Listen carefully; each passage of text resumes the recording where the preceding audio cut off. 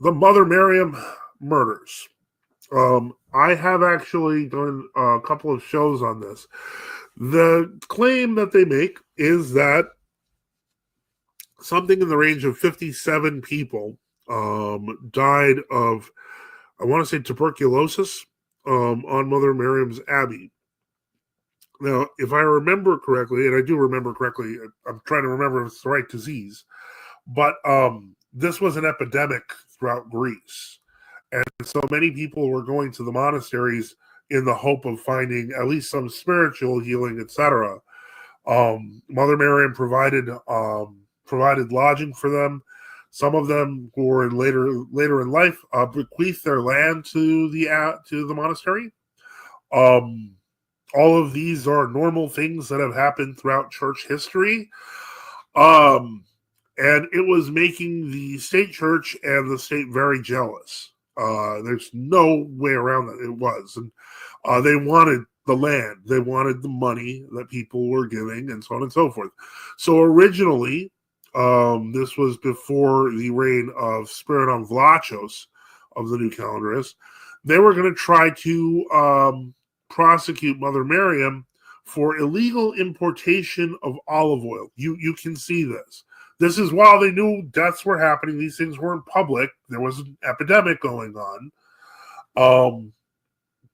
And so they were going to try that, and they didn't really have a very good case. But what ended up happening was, with the election of Spiridon Vlachos, who was a very open and hostile enemy of the true Orthodox, as in he hated them, the prosecutor's office realized, oh, well, now I can get public support for maybe a few higher charges, and we can try to take the whole monastery. And so all of a sudden, they threw on a bunch of murder charges, which was a shock to everyone. They were like, Mother Mariam was giving people advice on, basically, and telling them they should do certain exercises she learned from her elder on Athos. They probably weren't very helpful, but they probably didn't kill them. The tuberculosis killed them. But that didn't stop the prosecutor, now armed with a new calendar archbishop willing to kill.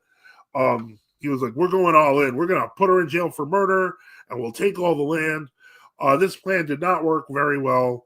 Mother Mariam maintained her innocence to her death, and foreseeing that their plan was to take the monastery, retired as abbess quietly and gave the abbacy to another nun. I don't know her name, but she took over the administration of the monastery, and Mother Mariam took the claim. They eventually managed to say there was like 8 cases of manslaughter based on something like dehydration or something. It was just something ridiculous, which she maintained her innocence, and she died 2 years later in a jail cell. So there is a reason that the New Calendarists have been pushing her as a murderer. They've even put versions of her life as a character, as a villainous character on television shows, so on and so forth. While on the flip side, the nuns' monastery that she headed, considers her a saint. And so, murderer or martyr? I go with martyr. I'm not a Matthewite, but I know what an innocent person looks like when you can see what's happening. Somebody to note, I'd have to get the Greek legal documents.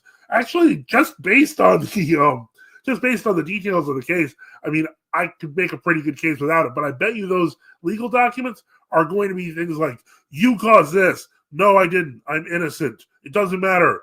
Your Honor, it's clear she's guilty 100 times." That's what we're going to see. That's my guess is what are the Greek documents. All right.